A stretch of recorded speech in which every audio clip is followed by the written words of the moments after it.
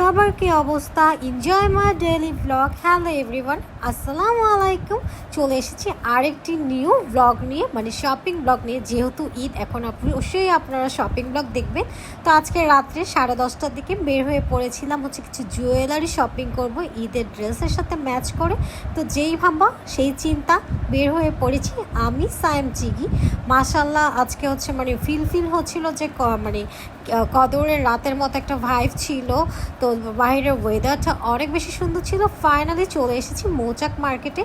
এই শপের ইয়াররিংসগুলো আপনারা চাইলেই হচ্ছে আপনাদের এই ড্রেসের সাথে পারচেস করে নিতে পারেন। তো আজকের ব্লগটি ভালো লাগলে ফলো, সাবস্ক্রাইব অ্যান্ড লাইক দিতে ভুলবেন। এত সুন্দর কালেকশন ছিল, আমি তো পুরো হচ্ছে কনফিউজ হয়ে গেছি। স্পেশাল আমি কাশ্মীরি ইয়াররিংস আর বেঙ্গলসের জন্য গিয়েছিলাম। তো আপনারা চাইলেও হচ্ছে আমি ডিটেলসটা দিয়ে দিব সবটার।